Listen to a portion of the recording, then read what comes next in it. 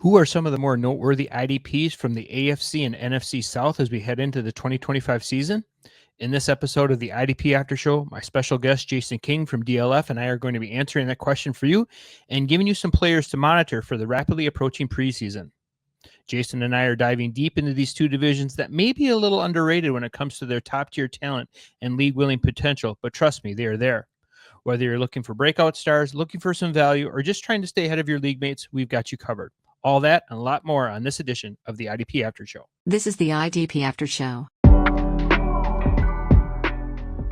All right, I'm really excited to dive into this episode because at first glance, these two divisions might not be as obvious who some of the bigger stars and potential breakout studs might be.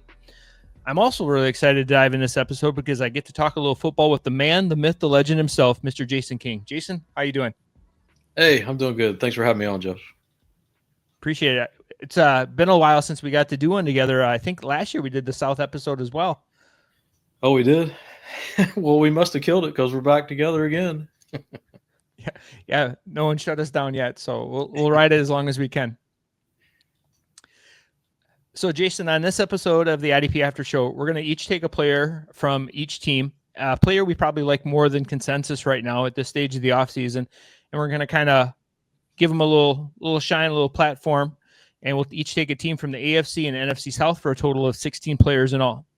Bobby Reynolds and I previewed the West episode a couple weeks ago. Kyle Bellafuel and I did the North last time.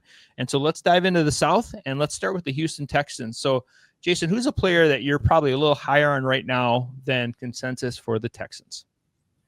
Yeah, so we all know who Jalen Pitre is. As a rookie in 2022, he really set IDP fantasy on fire. He had 147 total tackles and 5 interceptions. I know everybody remembers that season. But he played just 42% of his defensive snaps lined up at box safety, over the slot, or along the defensive line. He came back down to earth his sophomore year. He had just 84 total tackles in 15 games with no interceptions. And that was playing 39% of his snaps in the IDP safety sweet spot. And he was fine. He was more like a low-end safety 3. And then last season, though he missed essentially everything after week 11, he was an S2, mostly playing nickel. And when he wasn't playing nickel, he was in the box. It was like 99% of his usage came at slot or in the box or along the defensive line.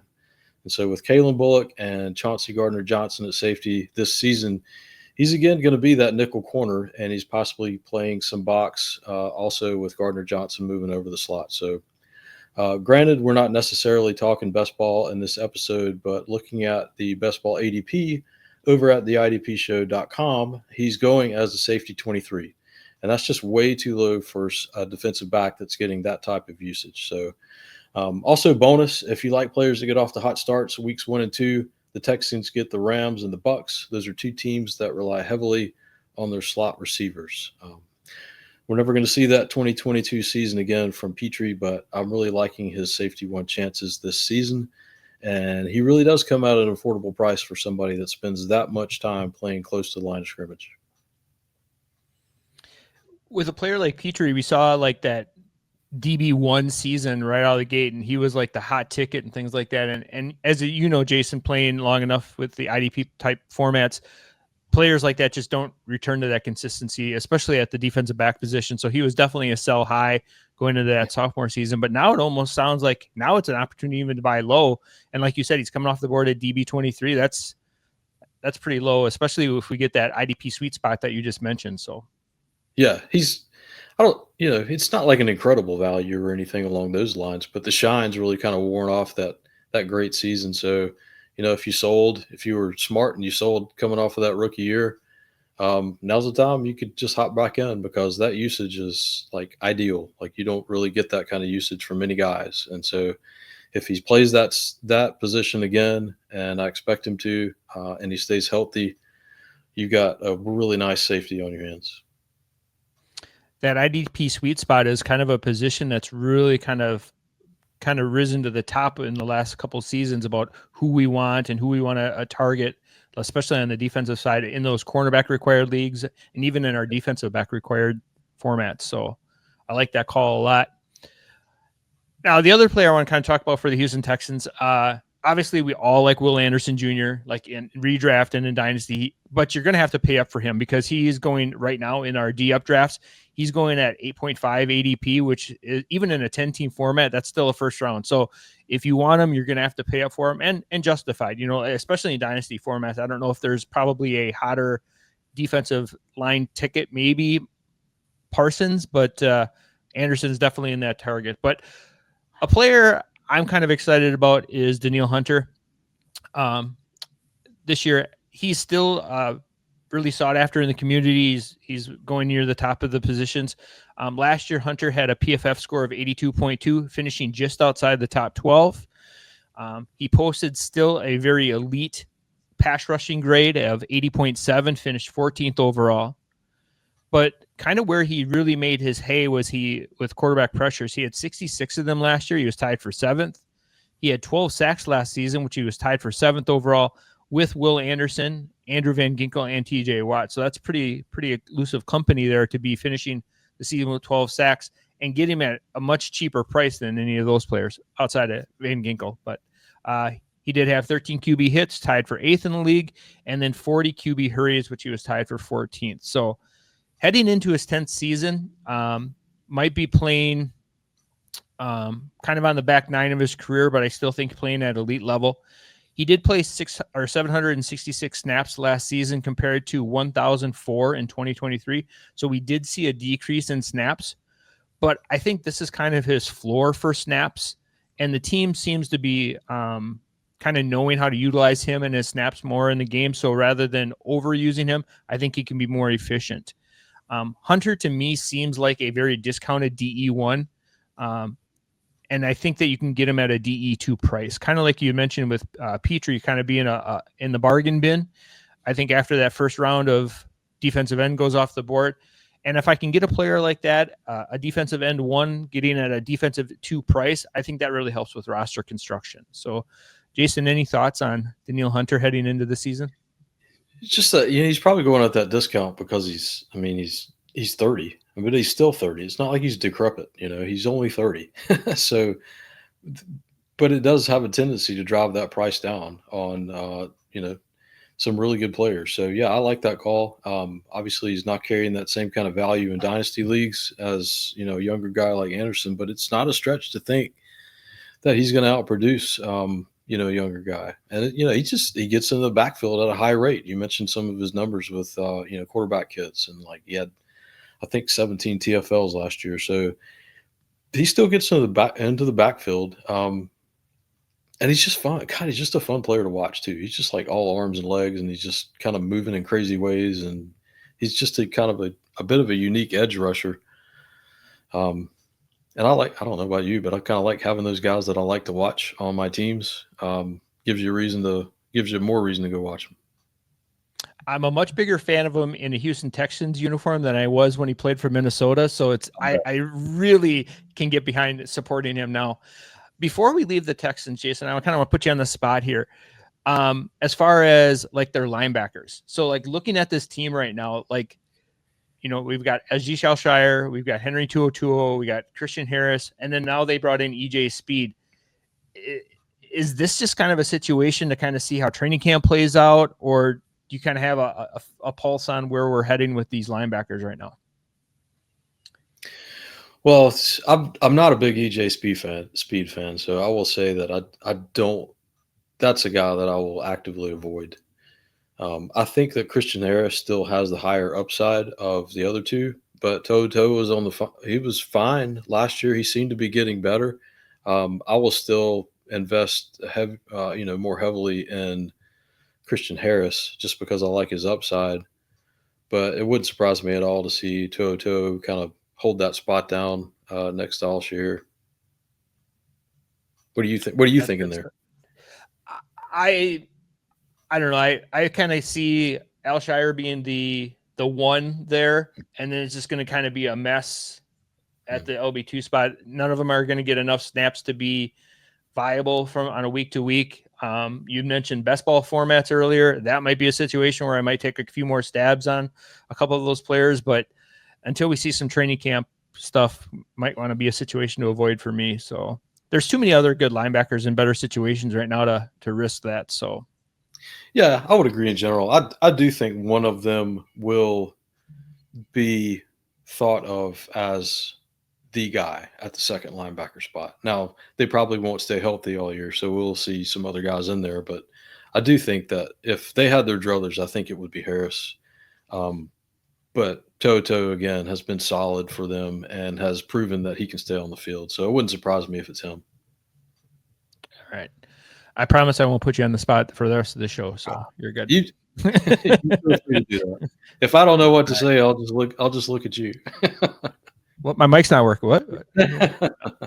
So, all right. Now we got to be a little nice because the boys really like their Indianapolis Colts. So we got to pick some players that are going to shine for them this season. Who's the player you got from the Colts, Jason? Yeah, I kind of went with an obvious choice here, and I'm taking Laiatu Latu.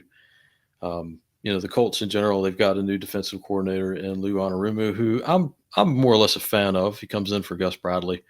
Latu, of course, was that guy that was really celebrated for his pass rush moves and those active hands coming in as a rookie. And he's got that ability to just contort his body while using his hands and keeping his legs churning toward the quarterback. And so we saw all that piece of his game there in 2024.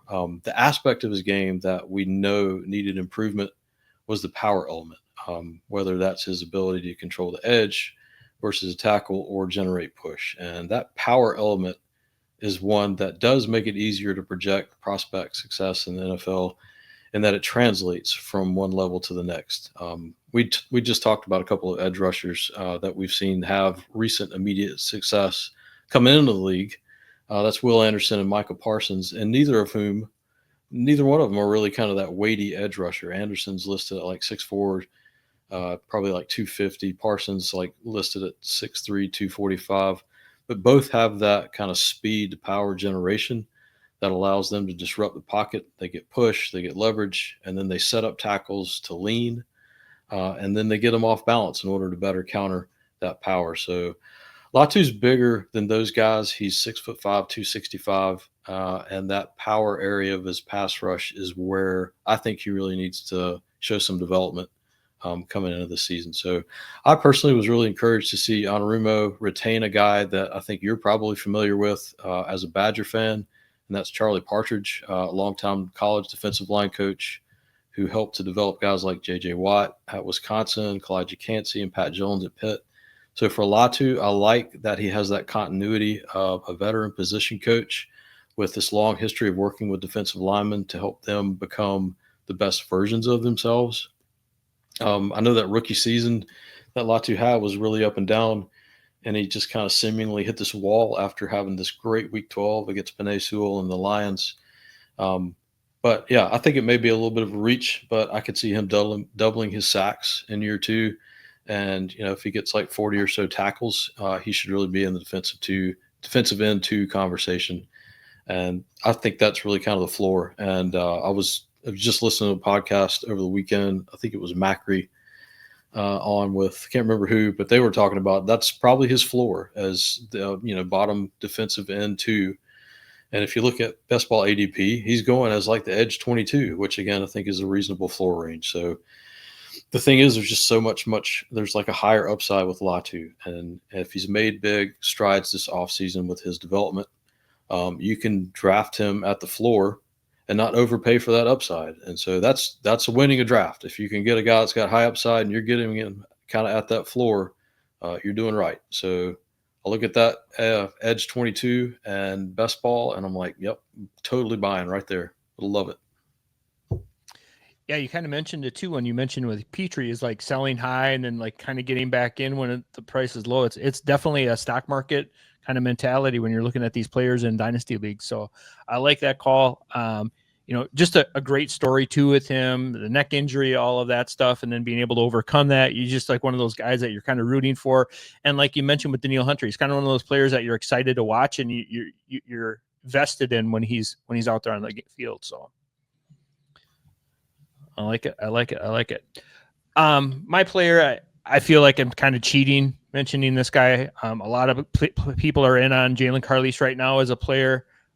He just seems to be this cheat code right now. but he's just offering way too much league winning potential. And he's probably going to be lining up as a linebacker for the team.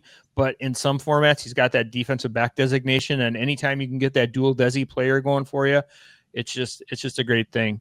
I was a little nervous about Carlies not retaining the spot. I thought for sure that they were going to bring in somebody signing a free agency, whether that was, Jermaine Pratt. There's still a couple players out there that could possibly torpedo his value. But at this point, when we're recording this, Jason, we're just like days away from the start of training camp, and he's set to be the LB2 next to Zaire Franklin in that Indy defense.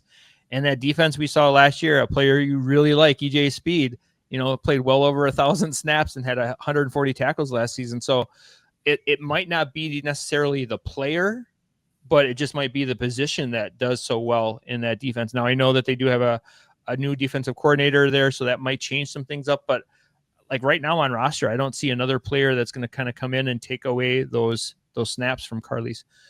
Mike Woolard has Carlies right now as LB37 in the season-long projections over at the IDPshow.com. So if you're in a more tuned-in league, Carlies is probably already maxed out his value. The hype is already baked in there, so you're not going to get him. But if you're playing in some more casual leagues, a league that might not be listening to this podcast, or you play with some managers who might use some other resources out there, you still might find Carlies, as a throw-in on a deal and things like that. On Fantasy Pros right now, he's still listed as a defensive back. He's defensive back 58. And that's, if somebody's using a resource like that, he's far off their radar. He might be, a waiver wire, or he might just be like a player that you can throw in on a deal, like, on a bigger deal. So if I can get my linebacker 3 right now with upside at a defensive back 5 price tag, once again, I'm going to use that word discount, like we mentioned with Danielle Hunter. I'm all in for a cheat code player like that. And so it's not the first time you probably heard his name if you listen to any of these podcasts on the IDP After Show or the IDP Show. But until the name gets out and his value starts rising, we just got to keep beating that drum. So. Oh, yeah.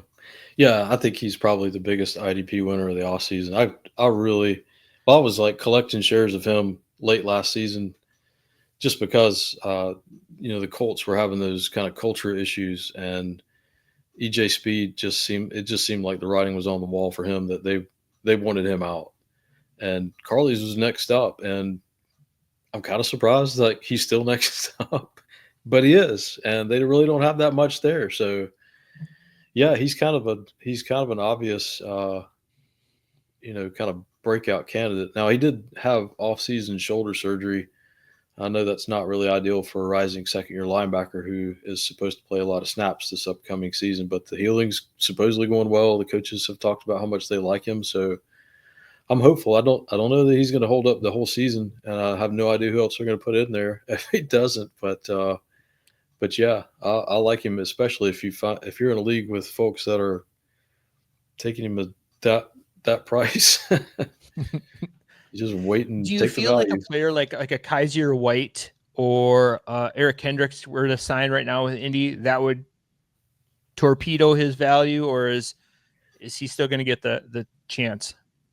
I think this late, considering we're we're on the precipice of training camp here, I would say that's not going to torpedo him, and they're probably looking at somebody like that for depth. Or if somebody like Carlies shows that they're not quite ready. So I would worry about it a little bit, of course, for all my Carlies shares, but I don't think it would torpedo it. I think they seem to have in their mind right now that they're going to go into the season with him lining up next to Franklin. So, but if I were them, I would look for some insurance too. Are you surprised that players like White and Kendricks are still available, or you think they're just kind of holding out until training camp starts and somebody has an injury and looking for a better spot to land? Yeah, I do. I'm sure if they would have gotten an offer that was too good for them to pass up, they would have taken it. But at this point, why not wait and see where your best opportunity is to play? And so I could totally see that. And that's kind of my guess right now. Yeah, there's a couple of surprising defensive backs too that aren't signed that I'm kind of surprised. Like, you got Julian Blackmon who's still out there. You got Justin Simmons. We had all those issues in San Francisco just a couple of weeks ago with their Lenore and stuff like that. So, Justin Simmons seems like an easy phone call for the 49ers to make. So we'll see. It's all guesswork right now, but we'll see what happens. Yep. All right, moving on to our next team here, Jason. We've got the Jacksonville Jaguars. And who's a player that you're kind of excited about, looking forward to their play in 2025? Yeah, I don't know that I have really anything earth-shattering to offer here on Josh Hines-Allen, who's my pick, other than he's just kind of a better edge rusher than the numbers really indicated last season. For fantasy, and I've got some shares of him. He was just okay. I mean, on the season, he was essentially a high-end edge 3, which is not what we wanted. And I don't think I necessarily expected him to repeat his 2023 season, in which he had 17 sacks and 66 total tackles. But, he finished with 8 sacks. The thing that I think really hurt him more than anything for fantasy were those tackle numbers, especially his solo tackles. He only had 26 solo tackles last season and 45 total tackles. So that's like 21 fewer total tackles than he had in 2023 and 17 fewer solos. So it was just like a down year for production for him. May have had something to do with getting, extra attention from protection. But I don't know what to say other than it just seemed like a down year for him. I know that everyone's got their opinion on PFF grades, myself included, but that site did grade him last season as having his second best pass rush year of his 6-year career. And really his kind of third best overall year as a defensive player. So, it's not like he lollygagged his way through 2024. And my hope is that, the change at defensive coordinator from Ryan Nielsen over to Anthony Campanelli will mean good things here, in addition to the linebacker spot, which I know you're going to get into. But with Hines-Allen, I'm just expecting a bit of a bounce back to a sack number that, I'd expect to see from a pass rusher of his caliber, and hopefully kind of a return to normalcy for those tackle numbers. He's not really coming at a discount in drafts, unfortunately, but I would say I'm not necessarily avoiding him in drafts at costs, and I'm definitely not actively trying to dump him in dynasty leagues. I think the Jacksonville defense, like you said, it was a down year, not just for Josh Hines-Allen, but it seemed like that whole defense kind of took a step back. And hopefully it was just a scheme thing with Ryan Nielsen trying to do things. And, hopefully, like you mentioned, Anthony Campanelli is there now, and hopefully he can kind of right the ship, not only for Josh Hines-Allen, but like you had kind of teased out there, mentioning the linebackers.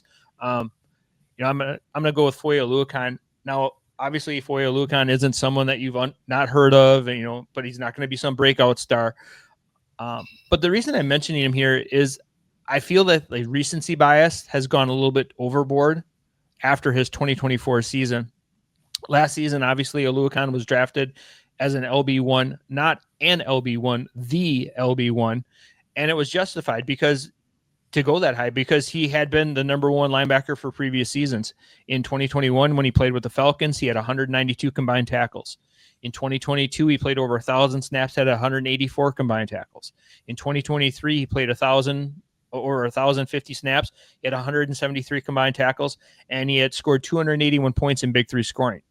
So, it was totally justified to take him as the LB1 in 2024. But somewhere along the way, something happened. Was that scheme under Ryan Nielsen, whatever it was it missing games? Combination of all those things. Like I mentioned, Foye only played in 13 games last year, but he still managed to get 107 tackles. He was dealing with some defensive coordinator scheme things with Ryan Nielsen that didn't really deal with in previous seasons, which probably resulted in the whole defensive unit kind of being down. We're kind of excited for Campanelli to be there as a defensive coordinator. He kind of came from the Boston College tree there. He was in Green Bay for a season. So hopefully with him under center, or him under clipboard, I guess we should say, not really under center, he can kind of turn back the clock for Oluokun there, getting back to a scheme and alignment that what we're used to seeing with him being the LB1. in our D-up drafts right now, if you're into those things, Oluokun is the 36.5 ADP. He's the 15th linebacker off the board, and I'm kind of smashing him every chance I can get. I just think he's poised for a big bounce back season. I doubt he's going to be a buy low for anybody, especially somebody like a more casual fan. Maybe somebody who's like a data geek might start looking into those numbers a little bit closer and be a little more willing to move on from him. But I just can't see the wheels falling off that quick, being 3 seasons in a row, high tackle numbers, high 770 tackles, 183. One season he just can't fall apart like that. So I'm smashing at that ADP. So yeah, I'm doing the same. I mean, he's not even quite 30 yet, so it's not like he's old. For linebackers can play a good while. So I think he played like 88% of the defensive snaps, when he was healthy last year, and that's down from where he was pretty close to 100% there for several seasons. So it's. I think he's going to go right back up to close to 100% of the snaps. I don't see any reason to not have your best linebacker on the field, and I think he's going right back up there. I think his numbers will rebound. I'm not saying he's going to be right back to the LB1, but I do think he'll be LB1 pretty safely. And there were some like weird snap alignment things. They had him like kind of playing like in a defensive line position, but not really hands down. And we know that just kind of saps all the tackle opportunities. And that's not the player he is. He's that middle linebacker, kind of rangy, using his athleticism to make those tackles and stuff like that. So I know you have some shares of him along in some of your leagues. So I know you're hoping for the same kind of thing. So we're kind of drinking that hopium together here. So, well, Anthony Campanelli hasn't let us down yet, has he? Well, there you go. Truer words were never spoken. So I kind of teased out at the beginning that some of these division, like these previews, the AFC, NFC previews are a little easier to do than others. Some of the teams are just like, yep. And then you get some teams that are a little more head scratching. It's a little tougher to try to figure out. This is exactly the team that's tough for me to figure out. And the Tennessee Titans are them. And I am so excited to hear your player, because this is one of those like head scratchers that I've been trying to figure out where to go with. So I'm going to grab my popcorn here, Jason. I'm just going to listen to you talk about your player for the Tennessee Titans and go to my waiver wires in my leagues right now and listen to what you have to say. So, oh gosh, who you got? Yeah. Oh yeah. Slam dunk pick right here. No, so I've got James Williams. There's nothing that was really statistically special about Williams in year one. But I did watch all his defensive snaps. So over at dynastyleaguefootball.com, I do like a year-end series where I go position by position for each of the rookies and really kind of dig into how they did their first season and what may lie ahead. It's definitely not – it's by no means a crystal ball. Like, people have surprised me even after I watched them and I thought they were terrible. Sometimes they still pan out. But I watched James Williams, and I have to admit, he only had 111 snaps, but I think he's got a chance to be a pretty good off ball who adds a pass rush element. So if you're familiar with Williams, Tennessee took him in the 7th round of the 2024 draft and moved him from safety to linebacker. And he was a big college safety. And if you remember Miami, where he played at, you saw him roaming around back there. He popped out on TV. He's a big dude, 6'4", 231. But when I watched him, I thought he showed, as a linebacker, pretty good play recognition and awareness of his assignments. He was physical out there. He played with speed. If you watch him run, he's like one of those guys that just kind of covers a lot of ground without looking like he's actually trying real hard to do it. In coverage, he really kind of floated out well over into the flat. And then Tennessee used him off the edge as this stand-up pass rusher at times, and he showed the ability to get past tackles and get into the backfield. I saw him stack guards and shed to go out and make a play. I'm not saying he's perfect by any means. He did have this bad tendency, I noticed, to leave his feet on tackles. So hopefully that's something that he's cleaning up with his technique this offseason. But we know, next to Cody Barton, there's no sure thing in Tennessee. I looked over at the best ball ADP, Cedric Gray. He was going as the LB 88. Otis Reese was going as the LB 109, and James Williams was nowhere to be found in there. Compared to those two guys, I would say Williams to me offers more as a versatile off ball, either on the weak side or the strong side. So playing next to Barton in the middle. If he doesn't pan out, all he cost you was a roster spot for a while because he comes free. So I like his upside. I was actually fairly impressed with what I saw on tape from him as a rookie. These are the types of players that I get really excited about this time of year. Like as training camp starts coming around, you just get those little nuggets, and as for the price of a mouse click, you can have them on your roster and stuff like that. And, like they cost you zero investment right now. And if they do pan out, and how many of these college safeties turned hybrid linebackers have we seen kind of pan out in the NFL? I mean, it's becoming quite the trend. He's the second one on our list, and we're 3 teams in, tonight. Carlies is a converted safety, and now you just kind of see that trend start to happen more often. So I like that call a lot. Well, he's just huge. I mean, he's just huge. He's 231. He has linebacker size, but he had the speed to play on the back end at Miami. So there's kind of a lot of reasons to like him. I'm not saying he's not going to come out there, I don't think, and get like 85% of the snaps. But I think when we get to the end of the season, I'm not staking my reputation on it or anything like that. But I do think he could easily be the most productive of the non-Cody Barton linebackers there. It would not surprise me at all if he's on roster. He's rostered in every dynasty league after the season. Well, and just thinking about like the athletic, you can't teach athleticism. We know what Cody Barton is as a player. Like he's very like vanilla when it comes to like tackles. I mean, he's just going to be, he's going to be there. He's a jag. Let's call it what it is, and if we get somebody like James Williams who can inject some athleticism, Tennessee's not doing anything this season. They're in full evaluation mode. They want to see what they've got. They're probably going to be taking some chances on some of these players to kind of see what they've got, if they got a piece to develop, or, they're going to be looking at the 2026 draft and like, this is a position of need, so a player like that is a perfect back end of the roster kind of player to have right now in your squad. He converted over from safety and he did not look lost at the NFL level. I mean, that's good. It's a good sign. And there's something to be said with that too, because a linebacker is maybe one of the hardest transitions from college to the pros, just because of, diagnosing plays, reading offensive sets and things like that. And so for a player that didn't play that in college to make a seamless transition to the pros, you might be onto something there, Jason. So I like that call a lot. Yeah. I mean, he's got Barton to do all the heavy thinking out there. So if he can key on his assignments, for whatever plays he's out there and can just get free and make a play, then it's a lot easier for him to kind of grow into that spot than a rookie coming in that's trying to play middle linebacker and trying to call the plays when he's in the game. Yep. Well, since you went with a player that you're going to stake your reputation on in Jason Williams, I'm going to go out here on a limb, and I'm going to say that Jeffery Simmons is probably a player that you're going to want to roster this season.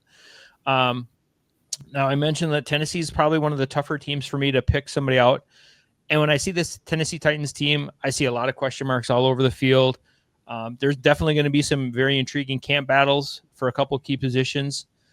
But I know one place that the team doesn't have any questions with is at their defensive interior with Jeffery Simmons and also Trevondre Sweat. They are set there, definitely for this season and hopefully for a few more to come. He played 806 snaps last season, 7th in the league. He also had a pretty solid PFF score with 80.4 overall, 10th overall amongst all defensive interior. He had an 81.6 pass rush grade, good for 6th.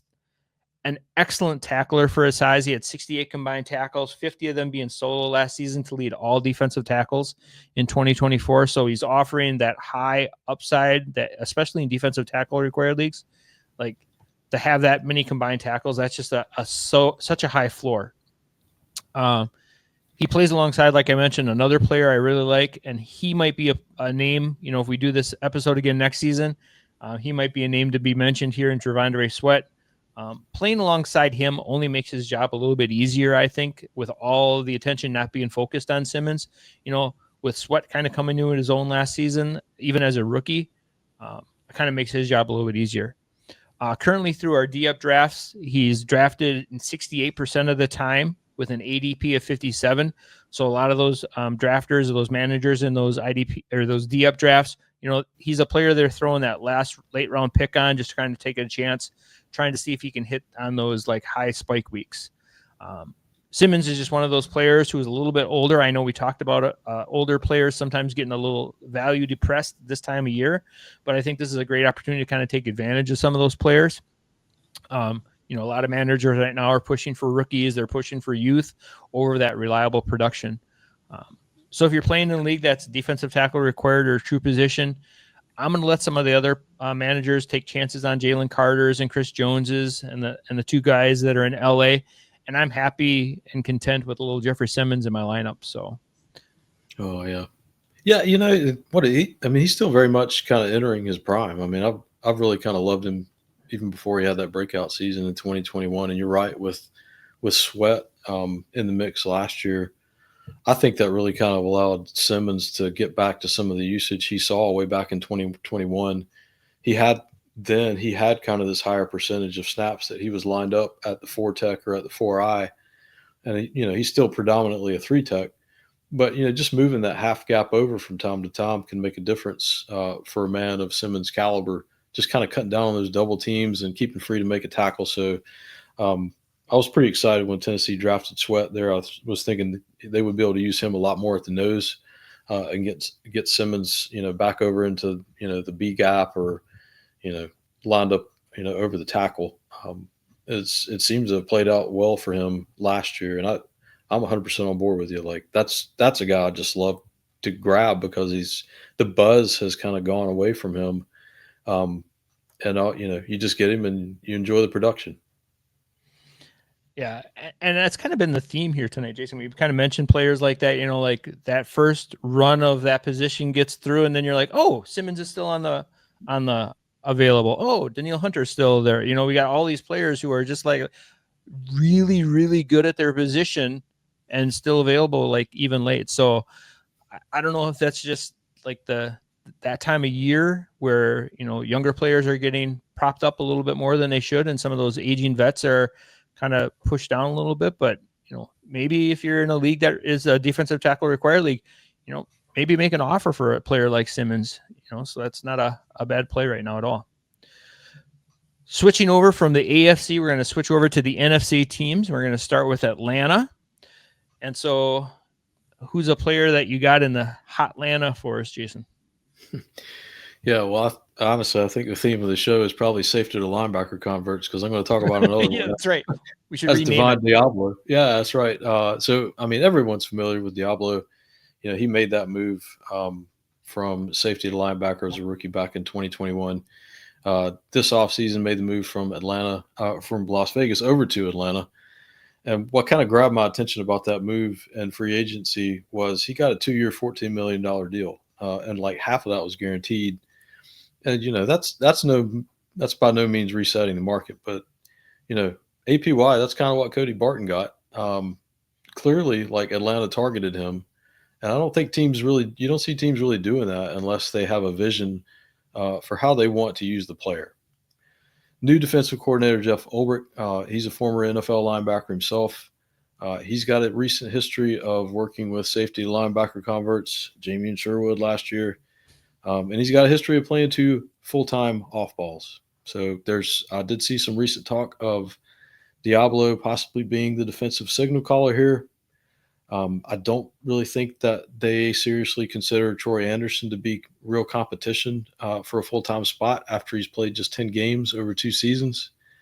And then, like up the middle, Atlanta's got David Onyemata, Rook Orororo, and like those are the highlights. I mean, teams are going to run all over Atlanta. Backs are going to get to the second level regularly. Deablo is going to be busy back there. And again, like I'm going to reference like the best ball ADP that's available to subscribers over on the site. So Deablo is going as the linebacker 73. I mean, just no. I mean, that's way too low. He's going to blow that out of the water. Like I think there's probably going to be a career season incoming for Deablo this year. So like that's a no-brainer. 73 is way too low. And when you think about 32 teams in the league, 2 linebackers per team, that's 64. He's not even considered a top, on that. Yeah, so that makes a lot of sense. And he's got a sweet ass name. You can't have a cooler name for Yep. All name team. Yeah. Yep. The Super Bowl is the biggest event in sports, but Jalen Carter makes big plays and very few fantasy gamers care. That's going to change with the D-Up contest on FastDraft. You draft 6 defenders. The top 4 enter your lineup every week. You can draft up to 30 teams. There's a $10,000 prize pool. And if you love Aiden Hutchinson, you can get big exposure to that guy. And every time he's making plays for the Lions, you're making money. It's such an easy game to play, and it's so fun to sweat both sides of the ball on Sundays. Of all the Fast Draft contests, it's the D-Up game that I think is going to really change how people play fantasy. Now, use your host promo code to get a $50 deposit match when you deposit on Fast Draft. So, let's start drafting faster. Well, I'm going to pick his running mate, Kaden Elliss. Now, I know that there's a lot of questions, like you mentioned, in Atlanta. Like they've just drafted 2 defensive ends. That was an area that they definitely needed to improve on. But one thing we know for certain, that Kaden Elliss is going to be one of the linebackers in Atlanta.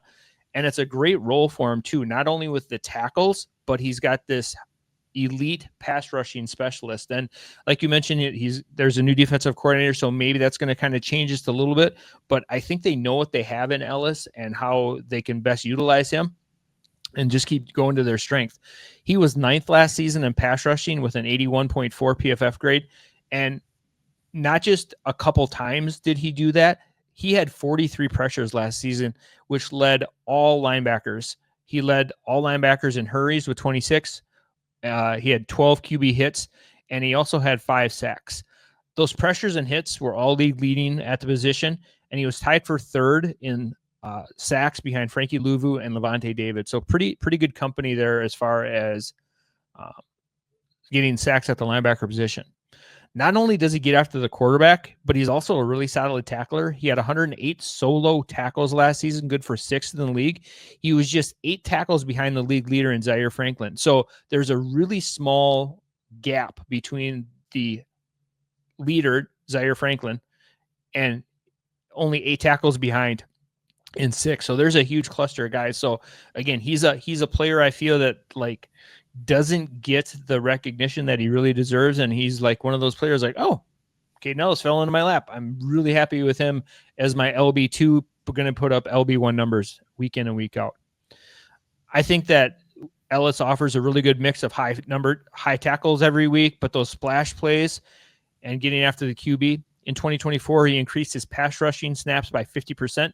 In 2023, he had just 101, but in 2024, he had 156. And so I kind of see that kind of being his floor this season going into the next year.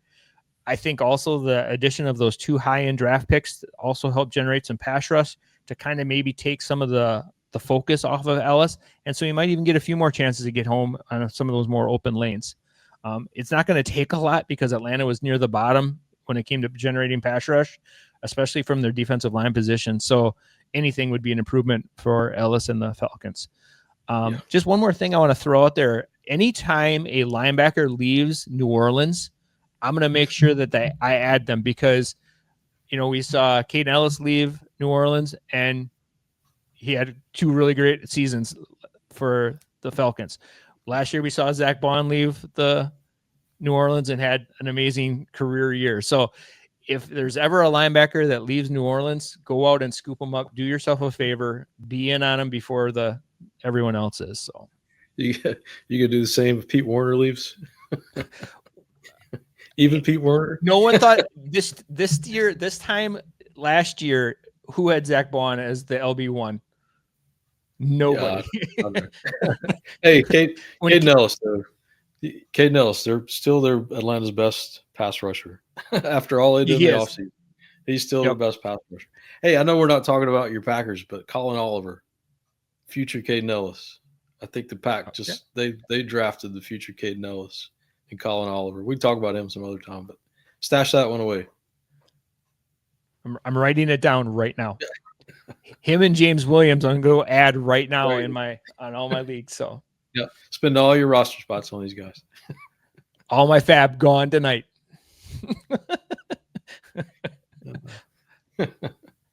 I don't think we'll have to worry about doing the show next year then, if that's the case.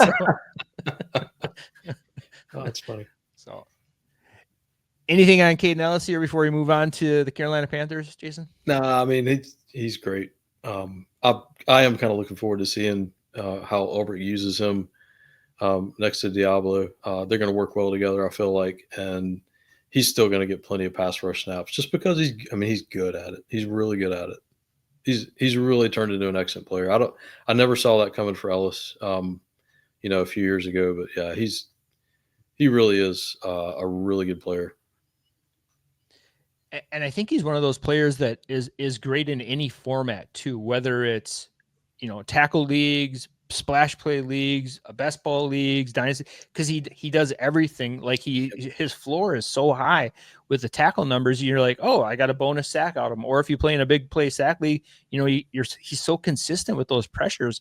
Even though he might not get home, if you're playing in big three scoring, you're getting QB hit points. He's tackle for losses. I mean, that's his role. Like you said, he's the best pass rusher on the Falcons, and he's going to play a lot of time in the backfield, and that, those TFLs are going to be, he's going to rack them up. So, all right, getting off the Kaden Elliss train, jumping on Carolina, who's a player that you are staking your reputation on in Carolina. Yeah, this one's a bit of a reach, but I didn't really want to talk about Josie Jewell again. So I picked Lathan Ransom. So Lathan Ransom was a 4th-round pick of the Panthers out of Ohio State. And at the moment, he's really looking like the starter next to Trayvon Merrick, who they picked up in free agency. So really, it's just one of those things where if you find yourself kind of waiting at safety, Ransom's last pick flyer or a post-draft free agency addition who could surprise just due to volume. So if you watched him at Ohio State and, if you watch college football at some point last season, you saw Ohio State play, that Ransom, he triggers fast downhill. He's aggressive. I like that about him. And then like Merrick, he's a good run defender from the safety spot. And that was really job number one for the Panthers front office this offseason on defense, is going out there and getting help to shore up that run defense. Now, I do know there's a lot of speculation that the Panthers will eventually add, a guy like Julian Blackmon or Justin Simmons or maybe even Marcus Williams to that safety room. And if that happens, of course, Ransom, he just goes back to being, a taxi squad stash in dynasty leagues. But for now, he's being projected as a starter over Damani Richardson, the sophomore. And there's no cost to acquiring him in fantasy. So it's just, if you have no safety upside on your team, like, he's kind of an obvious ad even after drafts end. Do you see Merrick kind of playing that more free safety more often and then getting a chance for Ransom to be more that in the box? Yeah, I mean, I see a lot of, there's too high that the Panthers will play. And, Merrick's good against the run, but he's also a pretty good playmaker too. So I could see him kind of rolling back, protecting the deep part of the field more often than coming up toward the box. But I think they could be interchangeable a little bit that way. That's not necessarily Ransom's strength. But if he's the best that they have, then he's going to be out there and he's going to be asked to do it at times. And I do think that if he's out there next to Merrick, then I think that Ransom will be the one that I feel like comes up closer to the line of scrimmage than not. Not at all concerned about Damani Richardson at all as far as stealing? I mean, I think that would not be the Panthers' first choice. Okay.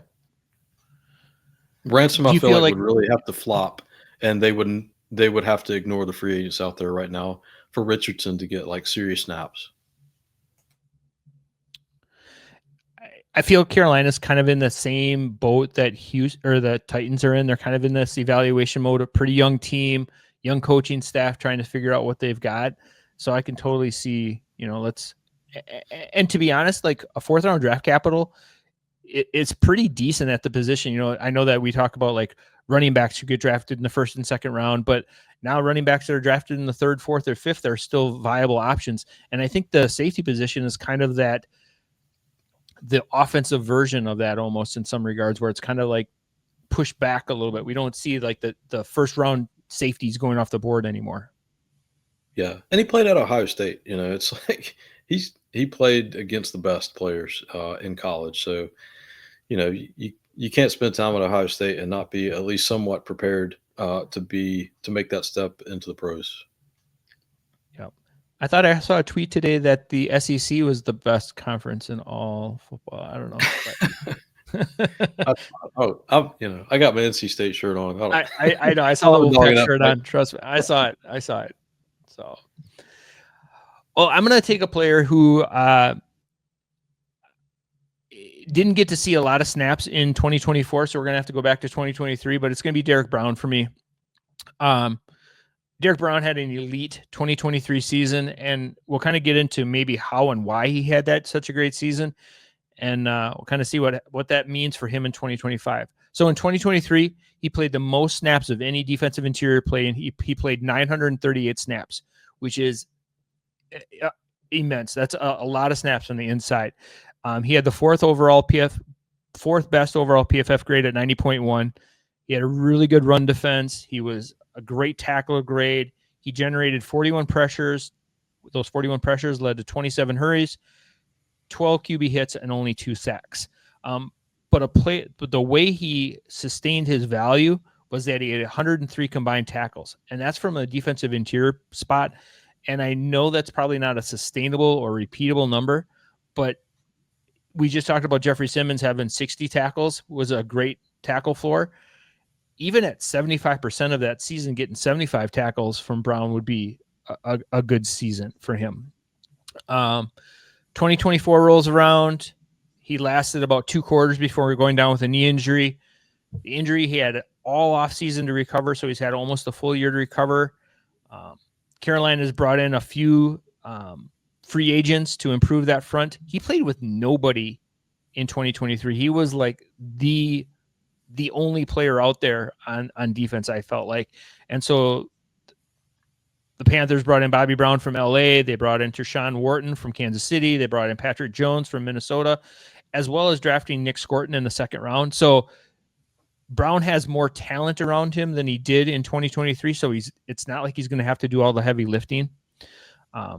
Again, we mentioned earlier, if you're playing in some more casual leagues, Brown might get a name that gets pushed down because he's a little bit older. He's coming off an injury. He hasn't had that "what have you done for me lately" season. And so he might be a little bit more of a value. I know that name-wise, he's probably still propped up pretty high, but he might be one of those players that you can kind of get, especially in a defensive tackle required league. To me, Brown seems like a pretty good bounce back candidate, maybe not to the 2023 level, but even at 75 or 80% of that season, you're still going to be really, really happy with that tackle floor. I know the sacks aren't really there for him, but I think that's just something from the defensive tackle position. You kind of pick your poison. Do you either want a sack guy, like a Zach Sealer who's getting very little tackles, but getting to the quarterback 12, 13 times a season, or you want a Derrick Brown who's got that high tackle floor every week? So I guess it's kind of in your roster construction and your roster build. So Jason, not a big a fan as Derrick Brown as I am. So, well, I hear what you're saying, but I think you kind of hit on it. It's the sacks. Like he's not a guy that's going to go out there and get you sacks. Like he's never had more than 3 in a season. Like I didn't look at his career numbers, but like he may have like 6 sacks over his career. So he's just not a guy that's going to go out there and get sacks. And like that 2023 season where he was worth starting, I'm not sure he had another season where he actually was worth having in, even in, lineups where you play like 2 defensive tackles. I'm not sure he had another season where he was really worth playing. And it was really that season that like he was just buoyed by that volume. He played 89% of the snaps that year. And, you mentioned the guys that they added, and they still have Ashawn Robinson in there too. So, he's probably going to be down in that 70 to 75% range for snaps, and he's just not going to get that tackle number playing that, playing those snaps. So, I mean, I could still see him as like, kind of a DT2 somewhere on the back end of the DT2 range. And I haven't looked to see where he's going in drafts, but he just doesn't offer the upside I feel like I would look for in a defensive tackle. I mean, like just, Simmons, who we talked about, like he can get after the quarterback. Like he's got pass rush moves. And I just haven't seen it from Brown. Maybe he developed it last season while he was recovering from injury, but until I see it, I just have a hard time getting excited about a guy that doesn't have pass rush upside when I know that his tackle production is not going to be up over 100 tackles like it was in 2023. So I'm hearing a lot of on the sell side for you. So if you're looking to get out, I mean, like you would rather have Simmons than Brown? Oh, 100%. Every time. All right. And I guess like where I look at with Brown with coming in, seeing like maybe the resurgence of that Carolina defense, maybe having some better players around him, maybe gives him that upside of an opportunity to get a few more sacks. But like you said, he hasn't been a sack producer in his career. But if I know that going into my roster construction, if I have a player like, like a risk reward player where he's going to be like feast or famine with sacks, and then I pair him up with a Derrick Brown, who's going to be my high tackle floor guy, then I can kind of live with that. But I totally get where you're coming from. Like if I'm going to put my chips in on a player to get sacks, probably Brown's not your guy. So you're going to take the under on the sack props for him all season long. What are the props? I don't know if they have them. Well, but that's another show. Johnny the Greek is your betting guy, so yeah. We know where your chips are going to be for Derrick Brown all season. So well, like let's just say like Rob Achane gets hurt or something like that, or Wharton gets hurt, then yeah, he could, if that volume, gets up into the 85% range, then yeah, I mean he's probably going to pile up the tackles, and because they need him. Like their run defense was atrocious last year, and he's a good run defender, so they're going to want to play him. I just think they do want to scale back, the snaps, in hopes that he can stay healthy. In 2021, he had 41 tackles and 3 sacks. 3 sacks was his high water mark for sacks. In 2022, he had 67 tackles and 1 sack. And in 2023, he had 103 tackles and 2 sacks. So 3 sacks is your high watermark, but those tackles are probably what's going to be appealing and save him. He does have 2 career interceptions, so just throwing that out there too. So if you play in a defensive tackle interception league, Derrick Brown might be worth a throw. I want to watch those. Those are always fun. I always love to see the big guys pick those passes right out of the air, right out of the quarterback's hands, and just run them. See him try to run it back in. They get so excited when they feel like they might get a touchdown. I love when they run like 15 yards and they're like, "There's no way I'm going to make it all the way," so they just go down. They just like, "This is good. I'm going to save face and just go down right here." So I love that. So, well, maybe a player who might be getting some more play this season in New Orleans, a player that we might see a few big boy interceptions from.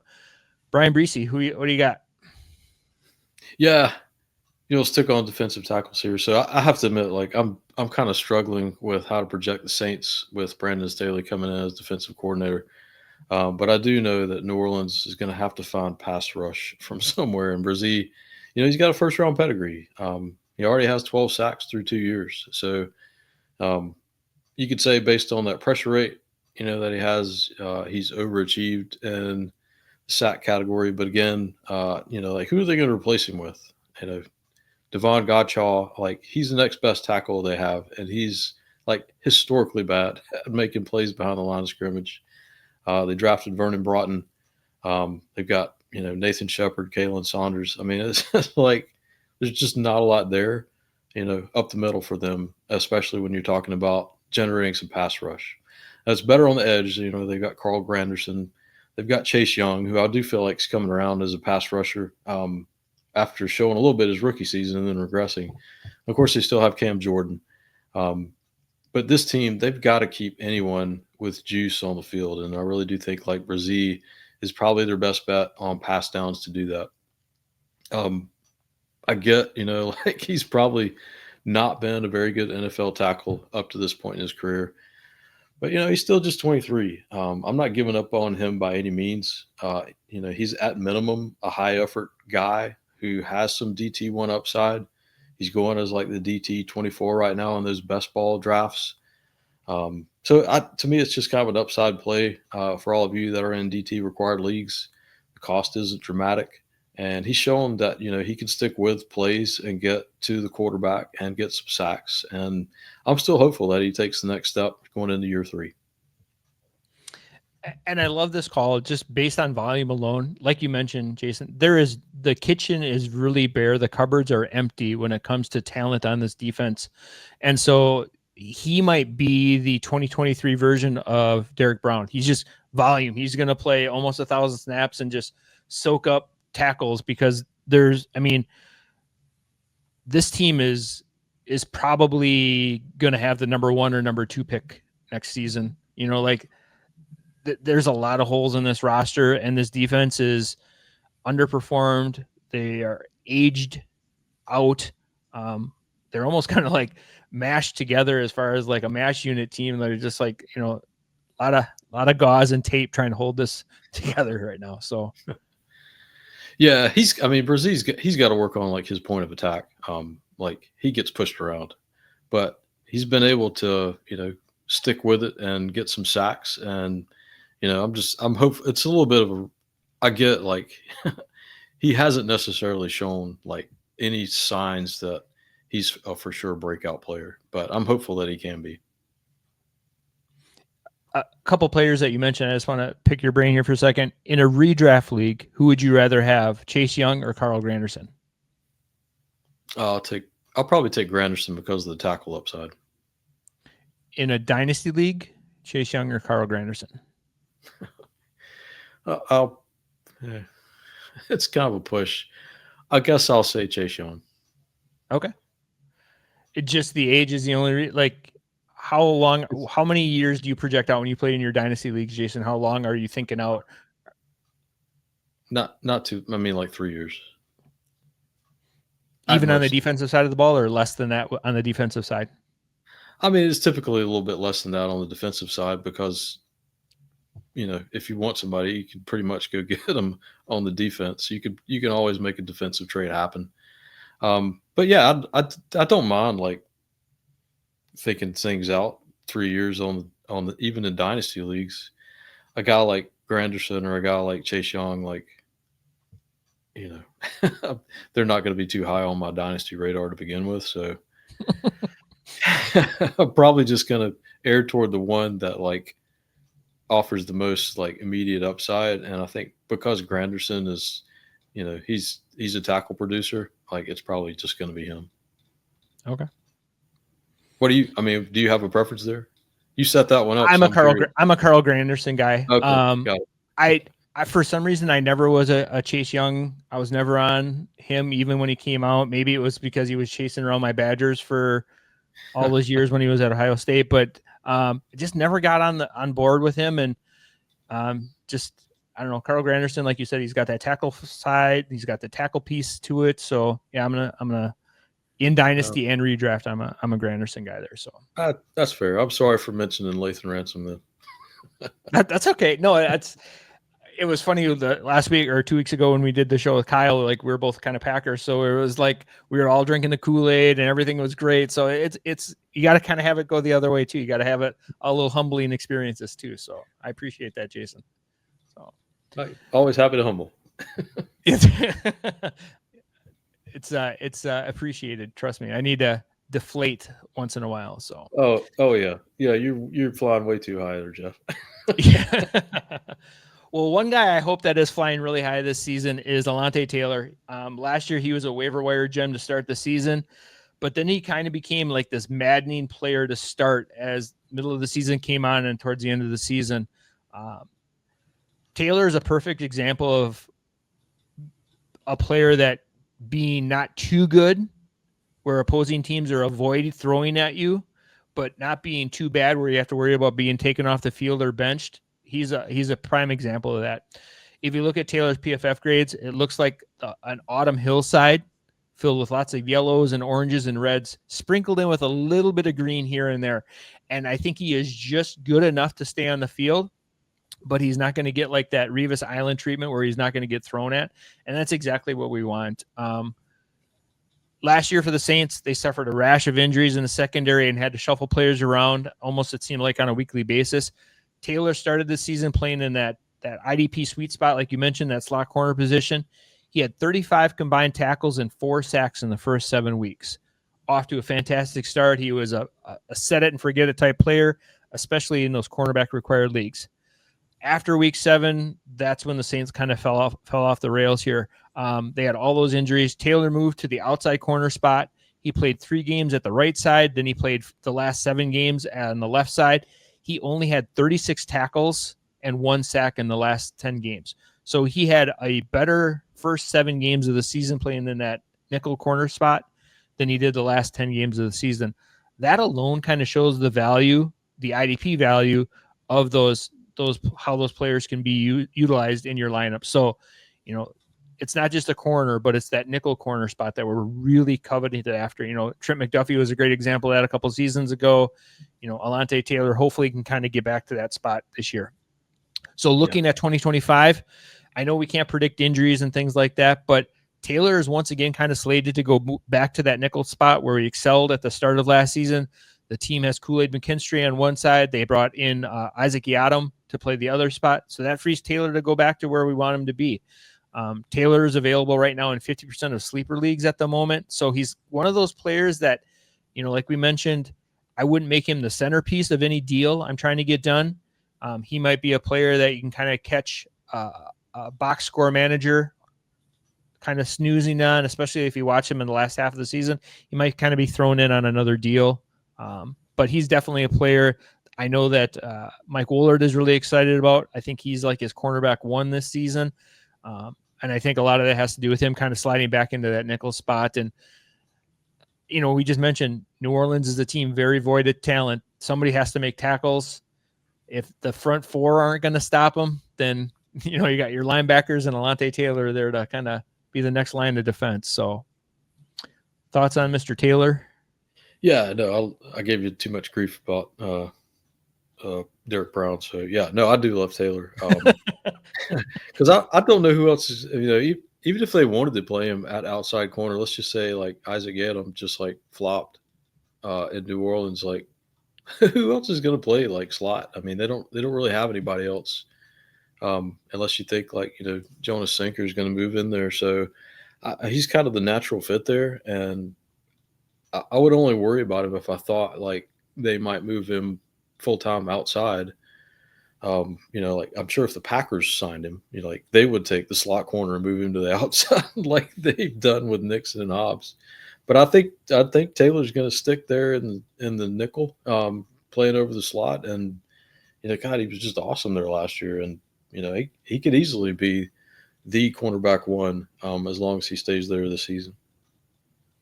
Well, and like you mentioned, like they drafted that kid out of Louisville, Riley, but they got like Jordan Howden that was there, like they've got a lot of these guys that it's more about who's in the position rather than, because Howden at one point last season was a waiver wire gem too, playing in that when they did the shuffling around, he kind of moved into that nickel cornerback spot and he became the flavor of the week for a couple of weeks there. So it's not necessarily who the player is, it's what position they're playing. So whoever's in that nickel cornerback spot, love it. Yep. I think it'll be Taylor. He's good. I mean, I think Taylor's good. I think he's a good nickel corner. I don't think they would move off him intentionally. I actually think he's a pretty good player. And I love that the sack numbers. He had 4 sacks in the first 7 weeks of the season, and he only had 1 in the last 10 games. So like clearly his role is different. and he really excelled at that too. Have 35 tackles and stuff like that. That's pretty. That's 5 tackle floor a game. That's sign me up for the cornerback spot. So, all right. So I'm letting you off the hook here on this next one. So usually we only have 1 player per pick, but letting you go with 2 here, just because I like you. Well, thanks. So, I appreciate that. So our last team here, Jason, we got the Tampa Bay Bucks. Who is your last players for the Tampa Bay Bucks? Yeah, so because we just can't talk enough about the nickelbacks. So this was supposed to be a bit of an homage to Tykee Smith, but I have to admit, and I've drafted plenty of Tykee Smith this year. I'm a little bit concerned about his role and that it may change significantly in year 2. So year 1, he served as Tampa Bay's primary nickel. He missed 4 games with a couple of different injuries, but finished as a top 2 safety in weeks 5, 6, and 14. He hit safety 1 numbers in another game, and then he was startable in 2 other games. So he was a good, solid, to great starting safety for fantasy. So why is it so good to be the nickel in Tampa Bay? And of course, it's because of Todd Bowles. I mean, we love that guy. He loves to blitz. He loves sending the guy that has a great downhill trigger from the nickel spot. It's ideal for fantasy production, and Smith's good there. But of course, we can't have nice things sometimes. After the season, Smith did request a move to full-time safeties because he wants to stay on the field full-time. And Buccaneers GM Jason Light said at the NFL owners meetings that they would think about it and they would consider it. And that talk has continued into the summer. And so you've got Christian Izien, you've got outside corner Zion McCollum, and you've got the rookie 3rd rounder Jacob Parrish, all seeing work in the slot, or at least there's speculation that they could be lining up there when the season starts. So at this point, while I still do like Smith, even if he's primarily playing safety, I do think he would still see some snaps lined up over the slot. I don't think I like him quite as much if he's not the primary nickelback. So I would say with this pick, it's more or less just keep your eye on this situation. And then if you've got roster flexibility right now, Izien, McCollum, Parrish, they should all be on your radar because this definitely is a productive IDP spot for who is lined up over the slot. If you had to put a percentage on it right now, who's your favorite in the race right now? Yeah, if I had to guess what's going to happen, I do think that they're going to move Smith to the safety spot opposite Antonio Winfield, and that Izien would see a lot more work over the slot. But the fact that they've mentioned all these other corners working in at that position makes me wonder if maybe they haven't been totally happy with Izien playing there in the past. Or it could be that they drafted 2 corners. Maybe they're just trying guys at different spots and they plan to mix and match a good bit. And with some pretty good draft capital too at those corners, 2nd and 3rd round picks, that's pretty good investment when it comes to the draft capital position. So they needed to invest in that position in the draft, and they did it, doubling down on day 2. Yeah, they were another team that their secondary was really hurt with injuries last season too. They were playing the shuffle game quite often. So, Winfield going down and Smith going down, that's not good for fantasy. So, no, I have too many shares of Antonio Winfield for him to get hurt and not play well. We get that more of that hopium coming back. So we got Foye. We're drinking Foye and we're drinking Winfield. So all right. Yeah. Got to know where your bread's buttered. There you go. Last player of the AFC NFC preview for the South. I'm going to go with SirVocea Dennis. So before I throw anything out there, I'm going to throw out the disclaimer. I had a player last year at the same position who I was really excited about, was going to be the linebacker in Tampa next to Lavonte David, and I got hurt really bad by him. So, but I'm willing to risk it one more time, and I'm going to hopefully put my chips in on SirVocea Dennis and say that he's going to have a better season than KJ Britt did last season. So, I just thought for sure, Britt, with like the coach speak and the last 3 weeks of the season, he was going to be poised for a good breakout. And I just got hurt really, really bad by him. So my therapist says we're getting over it. We're making progress. So we're hopefully maybe a little Dennis in my lineup will help cure that. So who knew KJ Britt could have that kind of impact on someone? They did talk him up a lot last offseason, though. It wasn't just the coach speak. It was like other players on the defense. They were like, I love how he plays. You know, Antonio Winfield was even talking him up. I'm like, man, if stars on your defense are talking about a player, then that's probably pretty reliable. But here we are. This next following season, I'm propping up another hopeful candidate. Yeah. So Dennis is a really smart NFL linebacker. He takes really good angles in pursuit. I think he was a converted safety as well. So I think he was, kind of following the theme of the night, excels in pass coverage. He posted a top 12 pass coverage score in PFF last year at the linebacker position with a 74.3. He only played 3.5 games last season before being sidelined with a shoulder injury, but he did have 20 tackles in those 3 games and a sack. So really highly productive when he was given an opportunity. Reason I really like Dennis this year is the team literally brought in nothing in the draft or in free agency at the linebacker position. So that tells me that they're really, really comfortable with Dennis moving forward next to Lavonte David for this season. Again, we mentioned that there are a couple linebackers still out there in free agency that could be signed, that could maybe kind of hurt his value a little bit. But like you mentioned, Jason, like at this point, if they sign him, it's probably more of a depth signing rather than probably to be a starter. Dennis right now is going as an LB4-5. I think he offers much more upside than that and on the return of investment for the season. Possibly even long-term. We look at Lavonte David, he's mulled retirement over more than one season at the end, so maybe this is his swan song. And so Dennis is rostered in just 17% of sleeper leagues right now. So if you have a roster spot open and you're looking for a linebacker, your third or fourth linebacker, I think you could probably do a lot worse than Dennis right now, not only just in redraft, but also possibly for dynasty long-term. So yeah, it's a big opportunity for him. I was honestly surprised that, he's getting that opportunity. He missed the majority of last season, and he really only got a lot of work in one game when he was a rookie. So, I mean, I guess if he flops, the Bucs have Anthony Walker to fall back on. But, I mean, for a team like Tampa Bay that's got, like, legitimate, like, Super Bowl aspirations coming out of the NFC, like, I was pretty surprised that they didn't feel some more urgency to bring someone in during the offseason. Do you feel that there's a landing spot for, like a player like we mentioned earlier, like a White or Kendricks?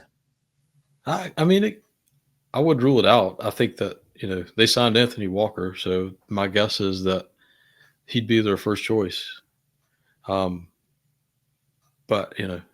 we know Anthony Walker's not exactly a world beater at linebacker. So I don't know. Maybe they're just going to run Lavonte David out there and, play dime all the time or something. I don't know.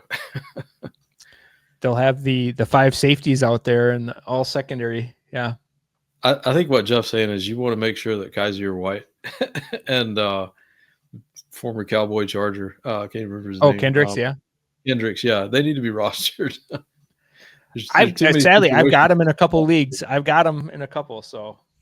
No, they should be rostered. I mean, especially right now when it's off season. Sometimes in a lot of leagues that I'm in, like the rosters expand during the off season, and then you have to cut when you get closer to the season. Like those are like the perfect guys to have in those extra spots, because if they don't get signed, then you just cut them.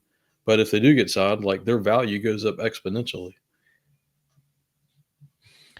Thinking along those lines, Jason, if players like that sign, are they like a sell high for you at that point with the? Yeah, probably so. I mean, it always depends on the league, and in leagues with more seasoned players, you're not going to be able to sell them for anything of value, and at that point, the upside's better just to hold on to the player for the season.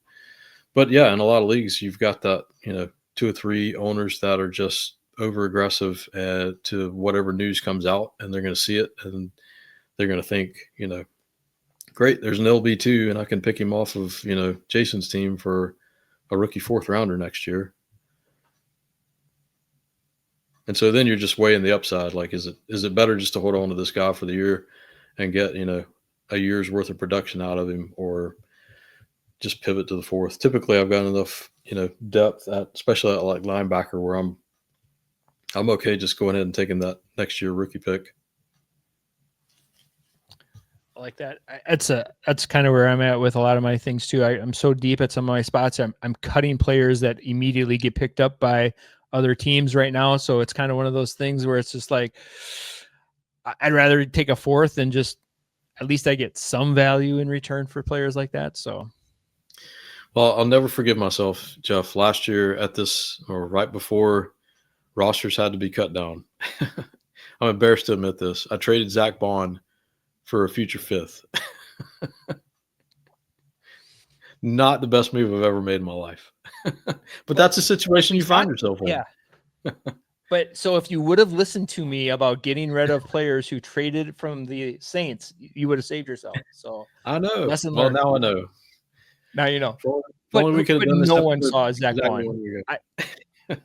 No one saw Zach Bond having the season that he did. He had 3 or 4 seasons in New Orleans and never did anything. Like he had a great college career. Obviously, like those former Badger linebackers are really starting to become pretty prevalent in leagues. You got Jack Sanborn this year is kind of a breakout player. Like, he's going to get an opportunity. You got Bond, TJ Edwards. Like, there's quite the defensive Badgers out there. So taking over the league. Yeah. I mean, we all can't have Peyton Wilson, so but that's another story for another episode. Don't get me started. Okay. All right. Yeah. We got to try to cut this down to an hour and a half. So Jason, what are you working on right now? And where can everyone find some more of your fantastic work? Yeah. So right now I'm just keeping up rankings. I do overall IDP ranks over at Dynasty League Football.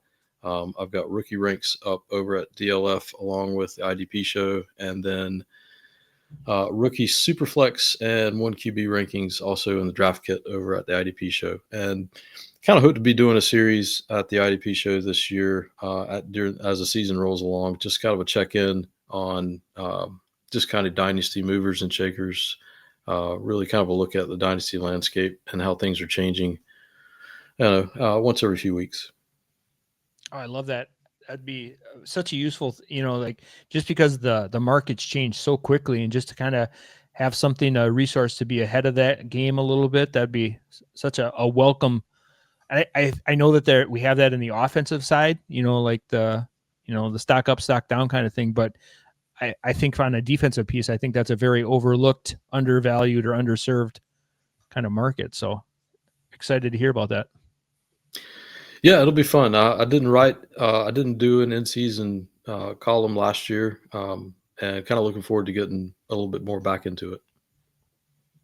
Well, fantastic. We'll have to have you on during our weekly preview shows a couple times during the season. So yeah, I'd love to. Perfect.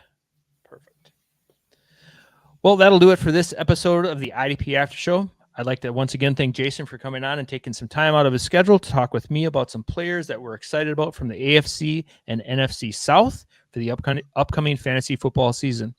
If you're not doing so already, please make sure you give him a follow over on X. Make sure you check him out on DLF. You won't be disappointed. Also, be sure to subscribe to the entire family of podcasts here at the IDP Show. Lots of great content, and we are just literally days away from the start of training camp. So lots of good stuff dropping soon. Next time, I'll be joined by Jace Abbey, also from DLF, and we're going to be talking about some IDP breakout players that we're going to want before the start of the 2025 season. So until then, for Jason and myself, I say thank you for listening, and we'll catch up with you next time. This was the IDP After Show.